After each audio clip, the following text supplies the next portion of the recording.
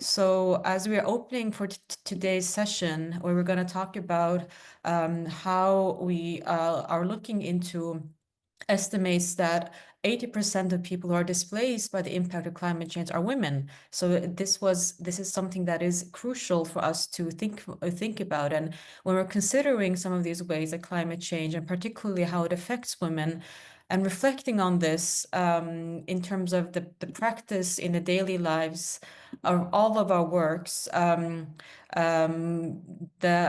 question which I want to sort of start with, and for us to sort of tune into today's topic, we're going to have wonderful speakers that are lined up for the rest of the session, is that if we're disproportionately affected by climate change, that also means that we have to have more knowledge on how to respond, how to be prepared, and how to be adapted to it. And this cannot be done without women at the forefront when 80% of it is affecting women. But we're not part of that discussion. We're not there to even raise our voices, to be part of that discussion.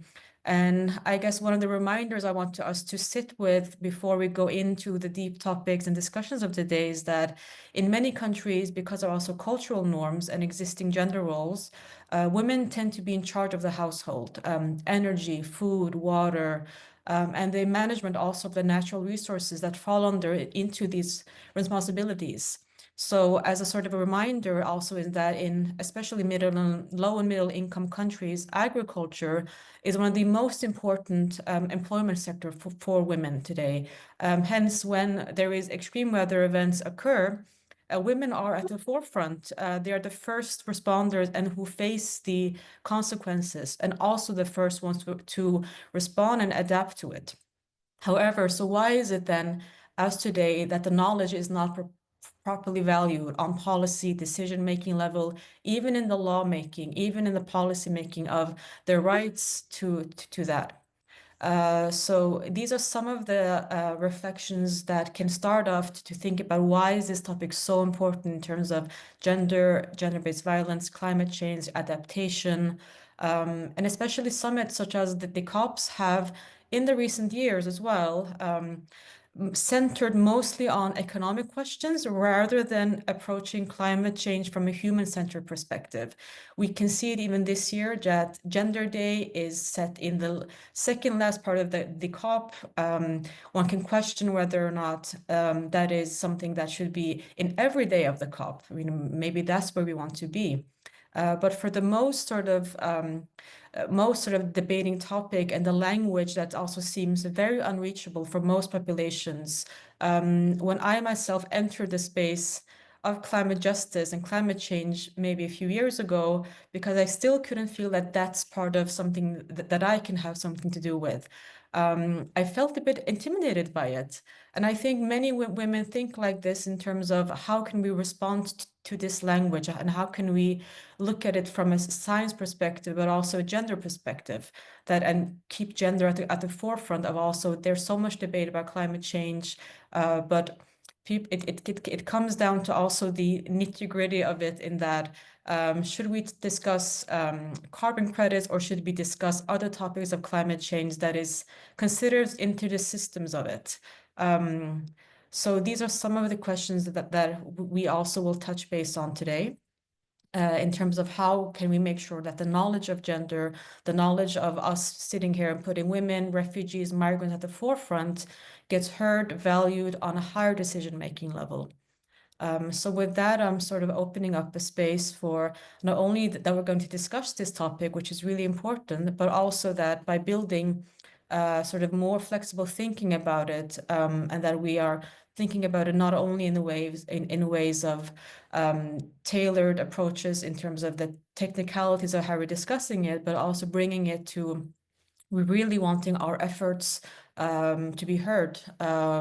Many of us are working in different parts, perhaps, on climate change and climate adaptation, but especially when it comes to the topic of refugee determinations and women at risk of gender-based violence within climate change and climate justice is most often taken as two separate discussions. So we're here to merge these two discussions and look at them as a whole. So I think with that, I would like to then introduce our speakers. We have a lineup of speakers today.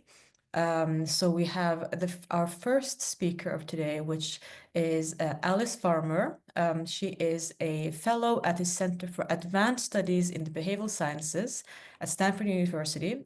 She'll be discussing with us building women's resiliency in climate adaptation strategies. So with that, I would like to then give the floor to Alice. We'll see if she's here in the room with us. Yes. Yes, great. Alice, the floor is yours. We're looking forward to hearing your talk today. Over to you. Great. Thanks so much, SEYRAN. It's really nice to be with you all. I think that this is such an incredibly interesting topic because one of the basic theses of what I'm going to talk about for the next 10 minutes is that we don't know enough yet. And we need to know more, we need to study more, we need to experiment with more programming, and we need to do it right now because it's such an important and pressing, timely topic. So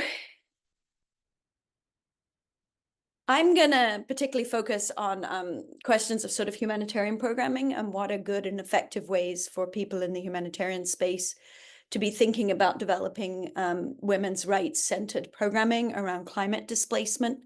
And then I know my other colleagues on the panel will speak to some more specifics about particular projects that they've been developing. So first, I thought maybe a little background on what we do know so far would be helpful. Well, so of course, I think everyone on this call knows that over the past few decades, humanitarians have done a lot of work to develop mechanisms that help women in displacement. And so the question now is how many of those translate to the climate setting, and what are specific interventions we can develop in the climate setting that might better protect women's needs in climate-related displacement. So it's not just a question of taking what worked in the conflict setting and bringing it over. It's a question of tailoring to what's actually happening now. But in order to do that, we honestly just need to know more about how women are affected by climate displacement. So a little bit of background there. We know that climate change doesn't affect everyone equally, as SEYRAN was certainly beginning to lay out. People with fewer resources tend to be on the most inferior land, often in places that are particularly at risk from environmental hazards. We have an idea so far that most climate movement will be internal, but that's not exclusively so. Some of it is already cross-border. And we know that there's a fair amount of split families going on, perhaps much more than you might see in conflict settings, because we're in situations where it might make sense for people to make a decision to send one part of the family out. So men and women have been experiencing these pressures differently. And I don't know if any of you have read Professor Ferris's work at Georgetown University. She's done some good summaries of the kinds of pressure that women have been experiencing. And so we first see that with slow onset climate disasters, so things like drought, we tend to be seeing men migrating to cities to find jobs, women remaining back home, and then women are taking on increasing responsibilities for running the household, as SEYRAN alluded to. So they might be going further to find water, to fuel, that kind of thing. In sudden onset emergencies, we tend to see that the initial studies are showing that women might be migrating later in the process than men. Men may have already left and gone out. And so you see women migrating with fewer resources, fewer ways to be resilient when these sudden onset emergencies happen. They might be more impacted by the psychological effects of that post-traumatic stress and anxiety. And we've got some early studies showing that risk of GBV tends to increase in these settings, especially if after sudden onset emergencies, families are in shelters and if that displacement becomes protracted. So this is a bit what we're learning from the data so far. We also need to recognize a disproportionate impact and intersectionality with Indigenous women, particularly from communities that are located on vulnerable land, have cultural ties to that land, and closer relationships to the environment from a cultural point of view. So with these background observations, I'll say we don't know enough yet about how women are affected by climate displacement, but that's why I'm so glad to be on a panel with folks who are thinking about it, and absolutely encourage, we need so much work in this area. We see some promising signs in the international soft law documents that have come up around migration generally, but also around climate change related issues. For instance, if you look at the global compacts on refugees and on migration, they both highlight important women's rights protections issues. Neither of those documents is specific to climate change, but what I think is exciting that both the documents do is acknowledge that responses to forced displacement and to migration more generally need to be very much interwoven with thoughts, with thinking about development, about host community investment, and both the Global Compact on Refugees, the Global Compact on Migration bring in a lot more actors into this space than we have necessarily thought about from a very traditional point of view. And I find that a very encouraging thing when we think about focusing on the climate questions. We've already been broadening the number of stakeholders who are acting in this space, and that seems a very important way to be able to develop more thinking about how best to respond to climate issues. So onto the actual programming. I've been spending some time at Stanford looking into different types of programming that works well for women in displacement.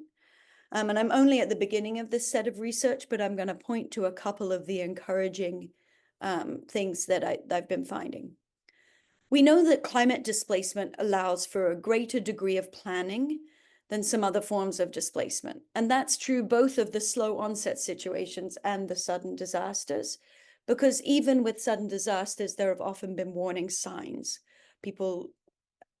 So one of the questions that really interests me is, what can we do to empower women in the initial stages of the displacement cycle, even before that migration has happened?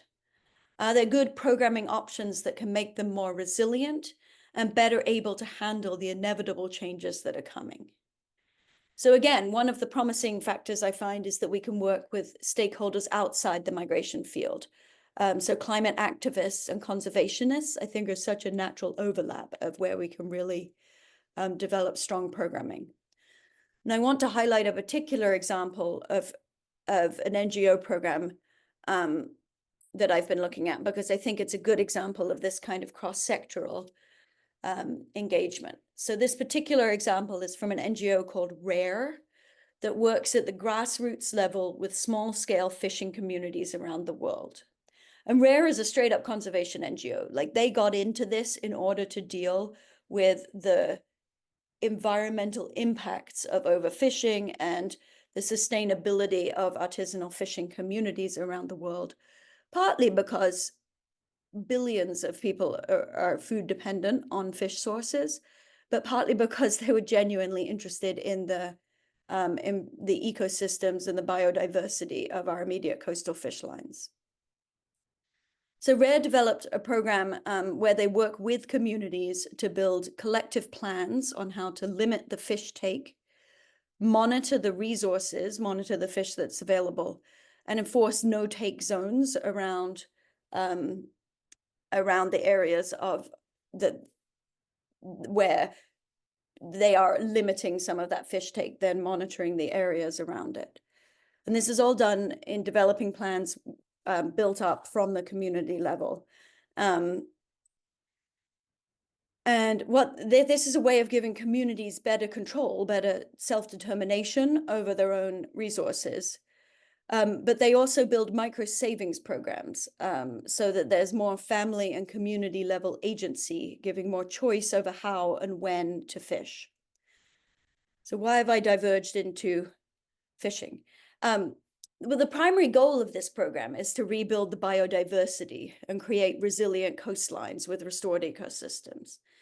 And the conservation side of this has been somewhat successful. Like they've seen massive increase in the biodiversity of the fish stock in the areas where this program has been running.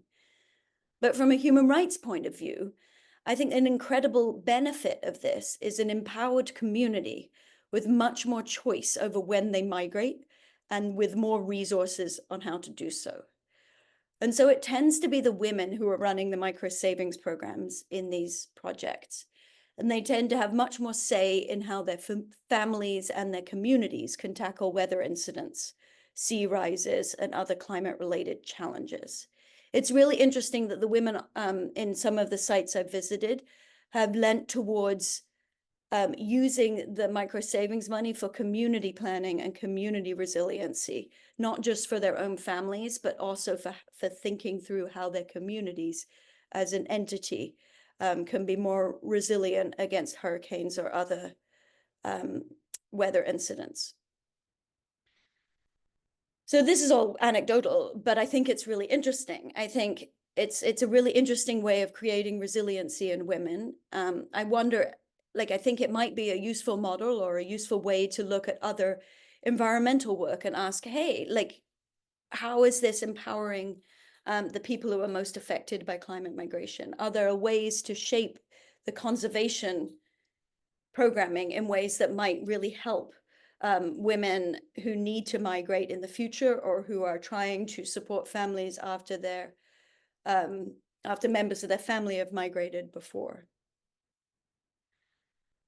So then to zoom out a little bit from there, I'll make my last observation, which is this very specific and anecdotal look at this fishing program then also had me thinking about remittances. And I turned to some of the studies that already exist on remittances. And this isn't my work. This is now I'm looking at other people's work.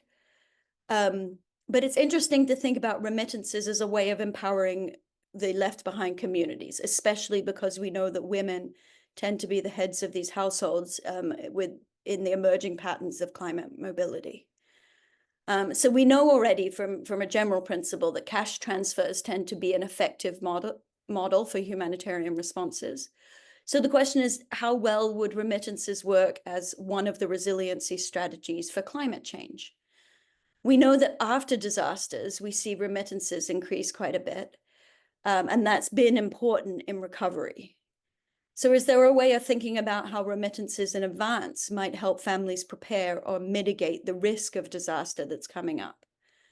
The early literature we see on this says that the remittances are used for immediate family needs and not for community development. So perhaps less leaning into some of the most effective mitigation strategies. But it's very interesting to think we're at a stage where we need more programming around this, more studies around this. And it could be a very interesting way to make women more resilient and to empower them with some of the agency and the resources needed to respond to these climate emergencies. I think I'll stop there. I think some of my co-panelists will speak to some other specific programming that's very exciting. And I'll turn back to you, SEYRAN. Thank you. Thank you so much, Alice, for raising so many important topics and also going a bit more into our session today by particularly focusing on the different areas, both for women, for refugees, for the topics which you mentioned, which at least for me, sometimes we're thinking about that when it comes to climate change, there's still so much more knowledge there that for sure that we need to share across each other. And when we don't do that, especially the research you're mentioning as well, that there are a lot of research, and then the question is, why is it not coming out much more in terms of naturally to use this research? So this, I left with a lot of questions in terms of, there are a lot of knowledge there, but we need to highlight it and we need to talk about it. And we need these spaces to get to know more about it as well. So thank you so much, Alice. So I will be presenting our next speaker today, which also will be touching base on the areas of our topic today, which is gender and climate change. So we have with us Kate JASTRAM. She is the chair of International Refugee Law from University of Columbia College of the Law. She is the director of Policy and Advocacy at the Center for Gender Refugee Studies. And I'm so honored to introduce her because she will be discussing the use of existing refugee and human rights law for cross-border climate displacement, and also we'll be discussing the use of existing refugee and human rights law for cross-border climate displacement. Kate, I think I see you here. I will give the floor to you. Great. Thank you, SEYRAN, for the introduction and for setting the stage for this discussion so well. Thanks also to Alice for her very informative presentation. I see she's working on the problem that we don't have enough knowledge, so I'm grateful for that. And thank you to Moira and Crystal and Nicola for bringing us all together and for your really visionary work in founding Women in Refugee Law. We are all benefiting from the work you're doing. Thank you. So I want to take my time to offer a few thoughts on the intersectionality of gender with cross-border displacement in the context of climate change and disasters from a legal and policy perspective. I'm interested in how these categories are similar and different, and what lessons we can learn from the ongoing struggle to see gender as central to the notion of international protection. To start with an obvious point, we're working with a refugee definition that dates back in its current form to 1951. Women did exist in 1951. We know this because the terms women and sex appear multiple times in the UN Charter and in the Universal Declaration of Human Rights. But as we also know, the refugee definition in the 1951 Convention doesn't include women or sex, much less gender, as one of the 5 grounds. Nor, for much more obvious reasons, does it say anything about climate change or disasters. So how do we get from 1951 to now? UNHCR and others have long argued that the convention is not a static instrument, that our interpretation of it must evolve along with developments in our understanding of human rights. So for example, UNHCR's very first guidelines on international protection in 2002 addressed gender-related persecution. Yet, so 2002, think about how long ago that was. Yet the first acceptance of full acceptance of gender-based claims has taken far too long and is still contested in many jurisdictions, including my own in the United States. So what do these difficulties tell us for attempts to understand and incorporate the impact of climate change and disasters into existing refugee and human rights law? In the context of gender-related persecution or gendered harms, it was, and to some extent still is, an evolutionary process to get adjudicators to understand that harms like rape, FGM, forced marriage, and domestic violence are persecution. They're not just life. They're harm, even if not inflicted with malicious intent. Even when it's accepted that gendered harm rises to the level of persecution, it can be very difficult for adjudicators to see that the harm is linked to one of the protected grounds. I'm not going to go into the 4 reasons of or nexus part of the definition because we have particularly bad law in the United States, and I hope it's not relevant to most of you. But turning to the grounds, there is a problematic tendency to analyze gender-related claims in terms of the particular social group ground. The grounds of religion and political opinion are correspondingly underdeveloped. So how does this experience with reading gender into the Refugee Convention help us think about climate-related displacement? So again, we see confusion about the notion of persecution, the threshold of harm, and whether it even amounts to persecution. But unlike gender claims, there's also a great deal of confusion associated with identifying who the persecutor is.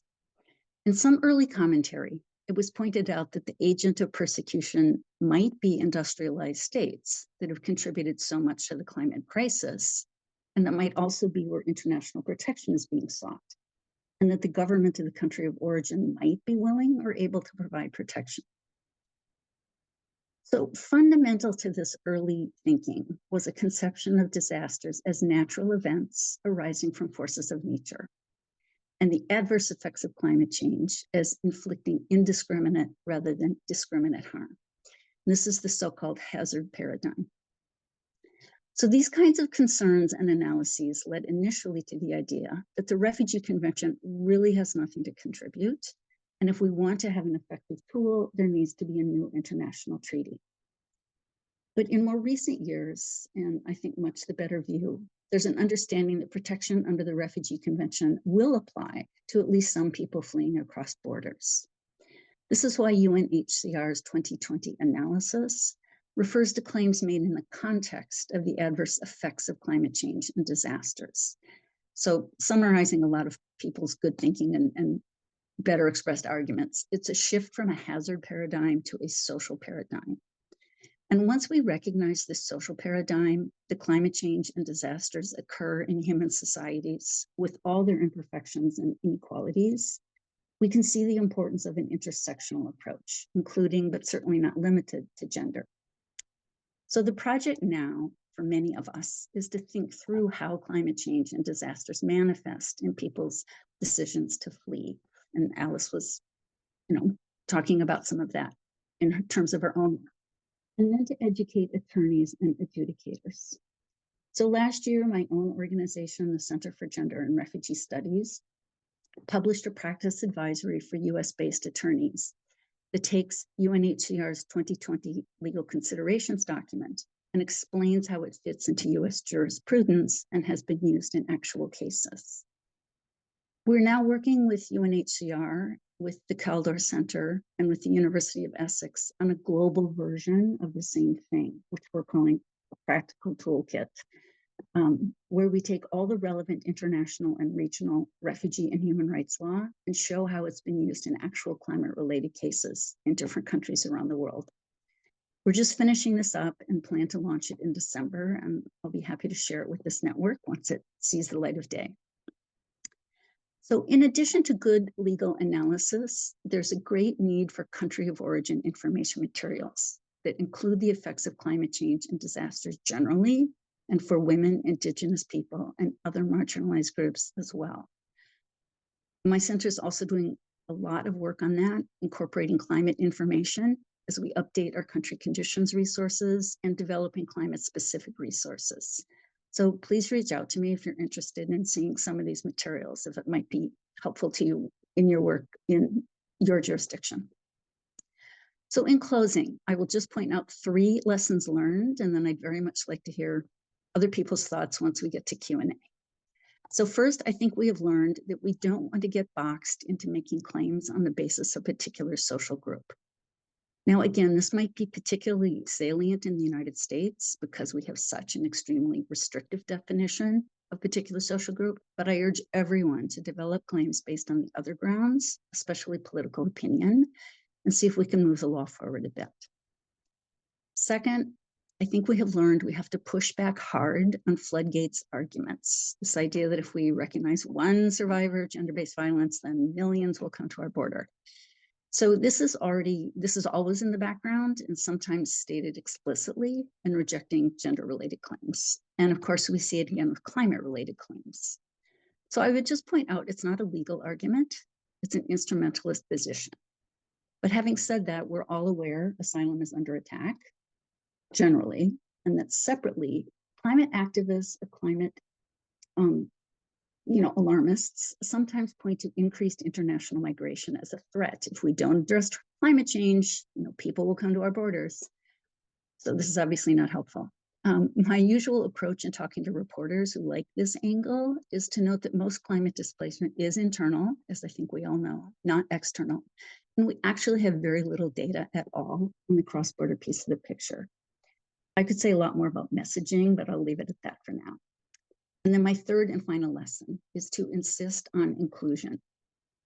Maybe in a perfect world, there would be a new treaty with a more modern definition that specifically names gender and explicitly includes the climate crisis. But that's not going to happen anytime soon. We don't have time to wait, and we have to use the existing legal tools that we have. It doesn't help at all to say that the Refugee Convention isn't fit for purpose. The main consequence of that is to let governments feel like they're off the hook. We have to make it work for as many people as possible while also using other existing pathways and advocating for new ones. And I'll stop there and back over to you, Sarah. Thank you. Thank you so much, Kate, for breaking down difficult language, difficult system structures that are obvious, but at the same time, like as you mentioned, there's so much in the detail when you go into the law, when you go into the framework and how we're working within this framework, trying to push the boundaries. But at the end of the day, it comes down to what are the frameworks given, what are the policies, what are the rules, regulations, and there often lies the answers to many of the things that we're pushing for. And I can just echo, when you were mentioning about the different treaties, I can just echo that when we are, for example, working at NUM Connectors on the ground with grassroots or other communities, it seems that we're often looking for solutions within the framework, whilst the issue most oftentimes is the framework itself. And that's what we often need to also push more for, because we're trying our best to work within something that is already quite difficult. So thank you so much for breaking it down to us and making it much more sense that all the things we're working in on the ground is connected to higher level decision makers, policy structures. It was so important to hear your intervention about how human rights law as well is working together with all the other types of work we're doing on a daily time as well. So with that, it leads me to our next and final speaker of today, Bushra Ali Khan. She is the Managing Director at the Migration News and Behavioral Journalism Fellow at the Atlas of Behavioral Change in Development. With us, she will be discussing the urgent need for India to reverse its laws for climate refugees.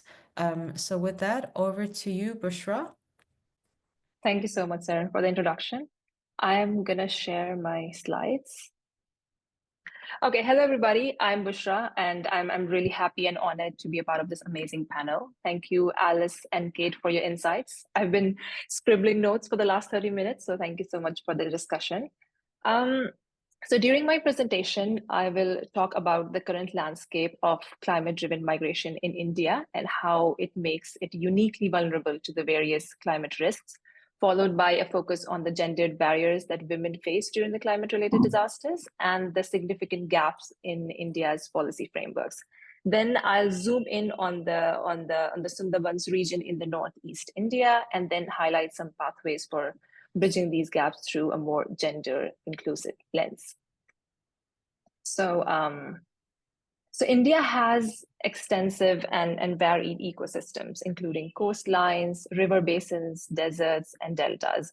This rich biodiversity, while a source of natural wealth, also makes the country particularly vulnerable to the impacts of climate change, and therefore affecting the communities that rely on these natural resources. For example, rising sea levels are a significant concern, particularly for coastal regions, where they lead to increased flooding and loss of land.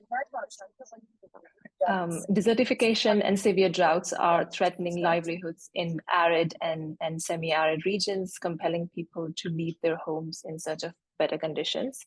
Also, unpredictable weather patterns such as intense rainfall followed by prolonged dry spells create instability in agriculture, which is a primary source of income for many rural families. And just to give you an idea, around 65% of India's population resides in the rural areas, with approximately 58% of the workforce directly or indirectly dependent on agriculture for their livelihood. And women make up around 42% of the agricultural labor force, although they own only about 13% of the land.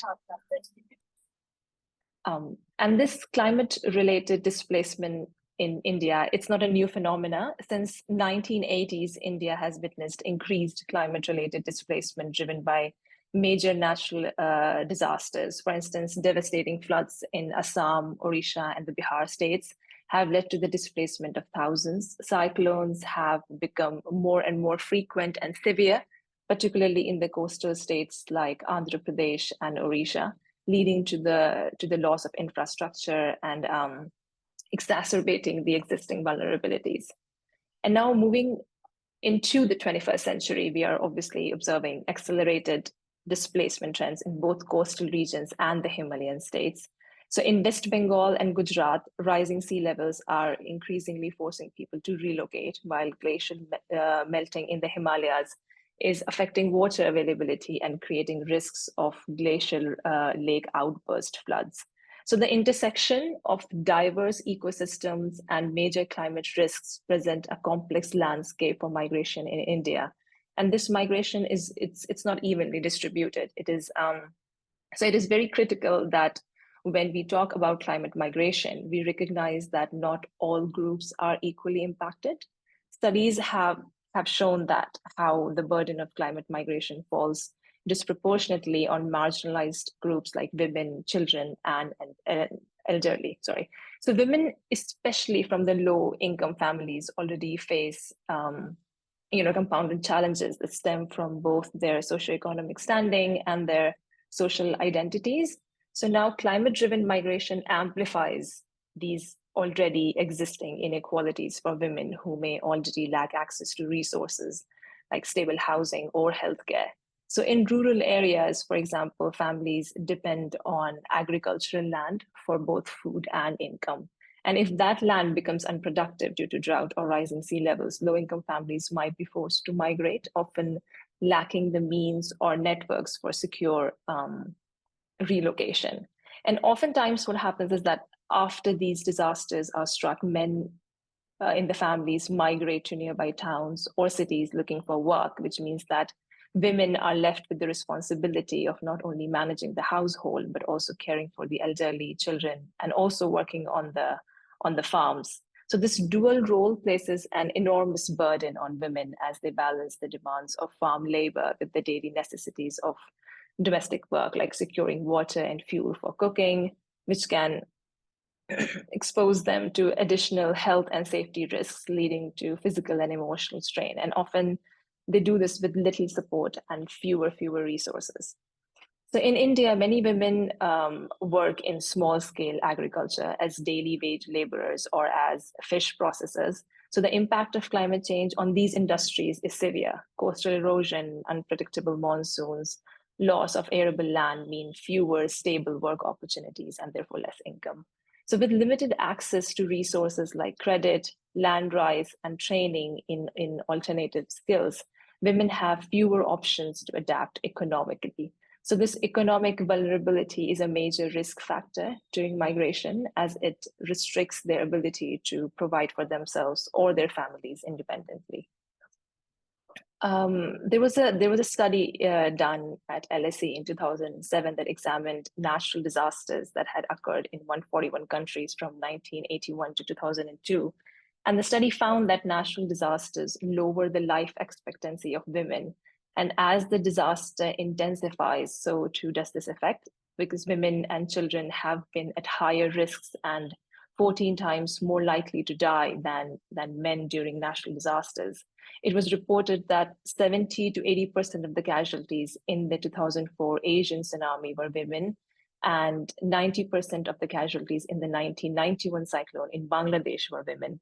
And it was also found that that 83% of low-income single mothers were displaced in the wake of Hurricane Katrina. So despite these challenges faced by climate migrants, especially women, the current local regional policies in India are not adequate to deal with the challenges of migration and displacement. And most importantly, these policies have struggled to take into account the gendered impacts of climate migration. So at the policy level, there have been very few national level efforts to plan for residents being displaced from their homes due to climate-related hazards, let alone a comprehensive national level policy for planned relocation for those affected by climate change. So the current legal and institutional frameworks in India do not explicitly recognize people displaced due to climate change or environmental reasons. And when I say legal framework, I don't mean a refugee law or an asylum law, because India severely lacks laws specifically for refugees and migrants, but instead it relies on outdated regulations like the 1946 Foreigners Act and the 1955 Citizenship Act, which address only traditional migration. And these laws treat all the migrants as a homogeneous group, so without accounting for the different causes and impacts of modern day displacement. So this one-size-fits-all approach fails to consider the unique vulnerabilities of those displaced specifically by climate impacts. So the 2022 Climate Migrants Bill, it is definitely a significant step forward, aiming to establish protections and rehabilitation programs specifically for people displaced by climate change. However, this bill lacks gendered considerations essential for effective support. So without this focus, the bill cannot deliver the comprehensive protection that displaced populations require. And similarly, while the Asylum Bill of 2015 was introduced to broaden the asylum rights, it remains limited, primarily targeting refugees without covering climate displaced populations. And it was also revised in 2021, but still the protection for climate migrants, it overlooked the distinct vulnerabilities of women and marginalized groups affected by climate-induced displacement. So this lack of inclusion of women in even bills, they're not even acts right now, in bills raises, it makes one ponder that are women migrants now set to endure more years and decades of systemic oversight before finally receiving their due? So if, of course, these bills ever become laws, that's another question. So to understand this better, I will focus on the Sundarbans, a region in northeast India in the state of West Bengal. So the Sundarbans region is one of the world's richest ecosystems. It's home to the largest continuous mangrove forest covering nearly 10,000 square kilometers. Roughly 40% of this forest lies within West Bengal, India, while the remainder is in Bangladesh. This ecosystem not only directly or indirectly supports the livelihoods of over 1.3 million people in the area with a population of more than 4.4 million residents, but it also provides a crucial buffer against cyclones, which would have far more devastating impacts without the forest's natural protection. So, however, the region faces severe environmental threats, including sea level rise, soil and water salinization, frequent cyclones and flooding, making it one of the most hazardous zones on the Indian subcontinent. Now, women in the Sundarbans are acutely affected by both immediate and long-term climate impacts. So as I said before, that men often migrate to nearby areas for work, and women usually remain behind. So it intensifies their workload especially within the traditional socio-cultural and political context where expectations of women's roles remain largely unchanged. And in many communities in India, gender norms dictate that women are primarily responsible for household management, child rearing, and agricultural tasks, while men are viewed as the breadwinners who provide financial support.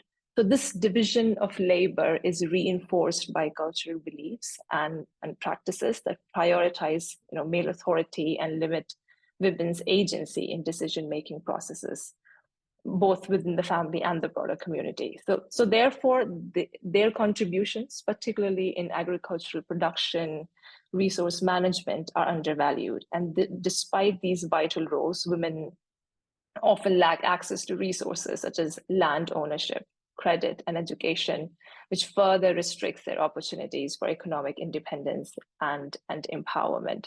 So these social and economic barriers, coupled with climate instability, leave women especially vulnerable to future climate shocks as they face the ongoing impacts of unpredictable environment. So one thing is clear, that gender differences must be taken into account to understand the impact of climate change. So gender differentiated strategies for responses and capacity building are needed due to differences in gender specific roles and responsibilities created by society. And these findings should feed into the climate negotiations as well as national debates to enable decision makers to have a better understanding of how different groups of people are affected and what kind of capacity and support is needed. So more specifically, the following 3 actions are required. Government should analyze and identify gender-specific impacts and protection measures related to floods, droughts, diseases, and other environmental changes and disasters. Maybe an interministerial task force could be set up towards this end. Indian government should develop strategies to enhance women's access to and control over natural resources in order to reduce poverty, protect environmental resources, and ensure that women and poor communities can better cope with climate change. So, and given that women's knowledge and participation has been critical to the survival of entire communities in disaster situations, governments should take cognizance of women's specialized skills in different aspects of their livelihood and natural resource management strategies, and utilize those that lend themselves to mitigation and adaptation. So by keeping these 3 action plans in mind, policymakers should recognize climate migrants formally, please, and assess specific needs, especially for women and marginalized communities, coordinate efforts across gender-focused organizations, government agencies, NGOs, and international bodies, develop a targeted action plan, including gender-sensitive policies. This should cover preventative measures, emergency protocols, and long-term support, and also implement continuous monitoring and adaptation, engage with the local community, especially the women leaders who ensure that the policy remains relevant and impactful. I would like to end by emphasizing the critical role that women, both rural and urban, play in sustaining and safeguarding our ecosystems and communities. Their contributions as leaders of resistance movements, frontline advocates against environmental degradation, it's invaluable. So women often possess a deep lived understanding of the interconnected issues of climate change and environmental shifts, and these impact their lives directly. So recognizing and integrating their voices and perspectives into climate policy and adaptation strategies isn't just crucial, it's essential for building resilience and achieving meaningful, inclusive solutions. Thank you.